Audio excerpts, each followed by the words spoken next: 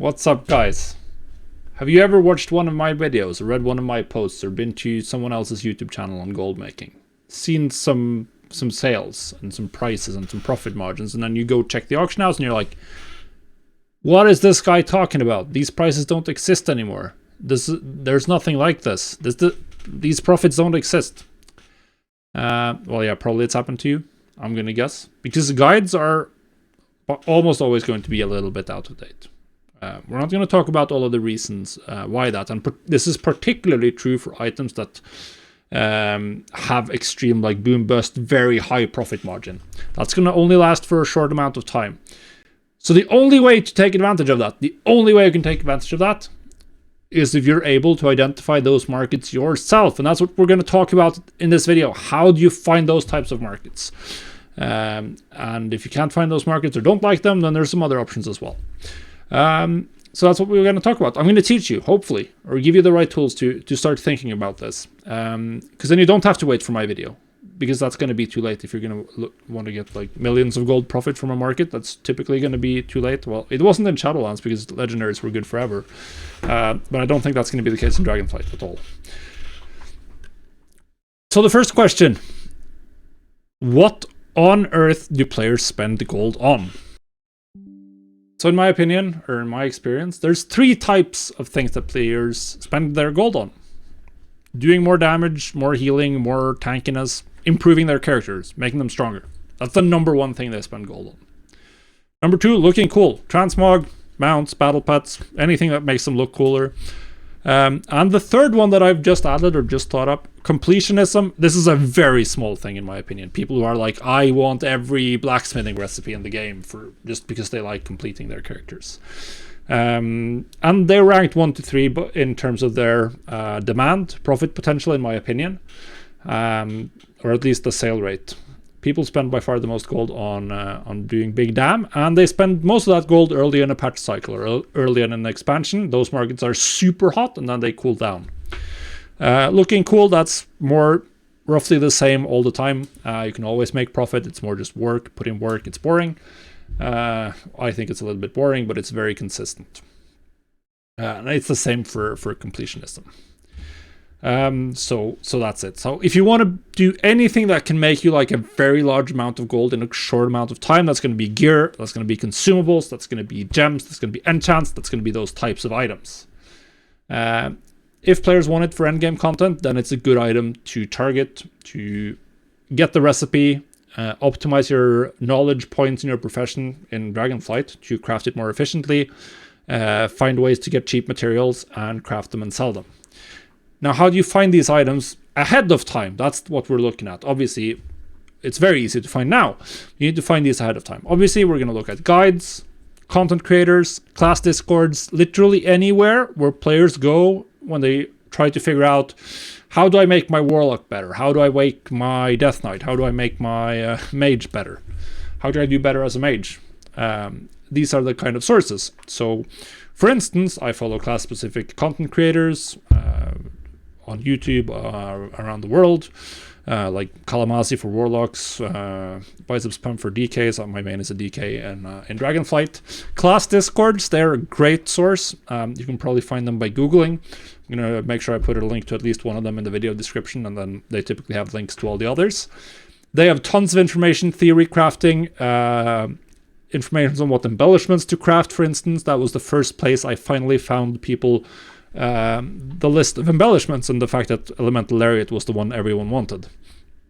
So that's very important. And then you have Wowhead. Wowhead is a fantastic resource. Obviously, you have the guides. They also have huge amounts of data. They have data on PTR beta. You can go here. You can get PTR beta. You can look for items that are on the PTR or are on the beta and don't exist in game yet. So if there would be a recipe in 10.0.7, I could look it up here. It would show me where it was dropping or where it was obtainable, what materials was needed, etc. So this is just fantastic. This is fantastic. The other factor of figuring out things that are going to be super profitable is something with some form of barrier to entry. Is it harder to get this item? Is it harder to get the recipe? Or is it harder to compete in that specific recipe? Like, Do you need a specific knowledge build to make a profit, or to learn the recipe? So for instance, obviously like these staff recipes, you needed to put some points into this tree to get them, so anyone who hasn't done that, they can't compete with you.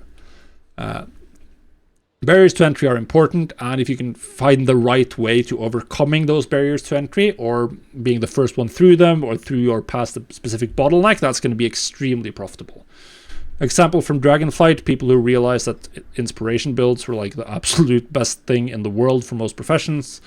They were able to reach quality 3 on many crafted items like week 1, and made a huge amount of gold. Other things we've had in the past, Sereth Mortis, the rep farm in Shadowlands, which gave you the recipe for the crafter's mark of the first of the chained ones, of the first ones, crafter's mark of the first ones, yeah.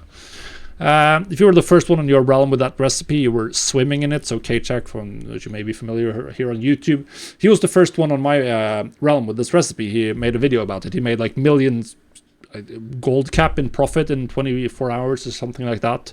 Because you didn't actually need to know too much of what was going on. You just needed to put in the work, do the rep farm.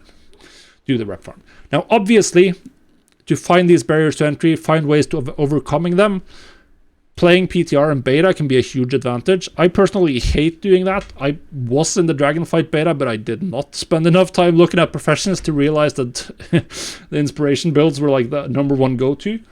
That would have been an advantage, obviously. But once again, like even here, Wowhead is a huge resource. Again, using the PTR, the beta sites, and staying on top of news. There's even specific news categories for PTR to figure out what's coming. Is there anything are there new recipes coming? How do you obtain those? Are they looking like they're going to be more powerful than the current existing recipes that might fill the same use? That's definitely what you want to go for, and that's going to be great. Now, obviously, when everyone knows, it's too late for the huge profits. By the time I or someone else makes a video or a post that gets traction on WoW Economy, the time for huge profits is usually over. And I mean, even the existence of a video or a post like that is going to help kill the market. It's going to bring in people. People are going to see that and be like, oh yeah, this looks great, I'm going to try that. And then they're going to draw down profit margins. That's just the nature of the world.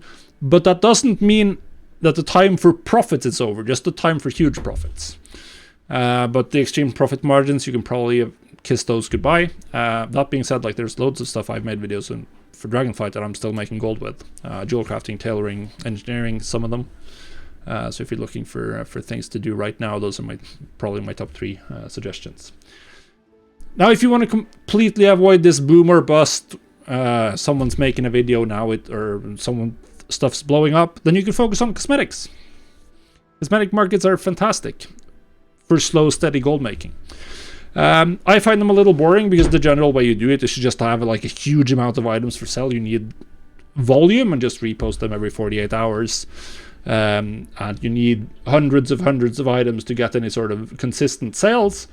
But you're completely cut off from like specific patch cycles, from having to farm rep to get the recipe first one. There are some like boom and bust markets in the cosmetic type of things, like 10.0.5 added white transmog, which obviously had a huge effect, white and gray. But overall, it's less exciting, but there's just the ability to just gain consistent profit. And generally speaking, the profit margins are very high on a lot of stuff like crafted transmog and battle pet flipping. And it scales really well with multiple realms as well, but it does require typically a little bit more time on the auction house. But I mean, in Dragonflight, you're spending tons of time there reposting even current expansion stuff anyway. So yeah, sure, that's it. Those are the things to consider when you're looking for items. Items that people want because that makes them strong. If everyone wants the same embellishment and everyone's wanted at the same time, whoever gets the lariat recipe first makes millions and millions. That's what we saw with the first patch of Dragonflight. So for 1.1, 1.2, any new recipes that come out, any changes to embellishment balance, anything else like that that's going to cause major shifts in what people want, those are the items that you need to figure out how to craft and set up for so that you're ready to take advantage of the next wave. Or if you don't want to be in the boom and bust cycle, focus on cosmetic items, it's fantastic. Now, if you want to do that, you can check out my video on Shadowlands Legendaries. They're transmoggable now. This is definitely was a little bit boomy on the launch, but it's still profitable. I'm still selling them. They're gonna be like reasonably profitable for a very long time. So check that out. Have some fun. Make some gold. Goodbye, guys.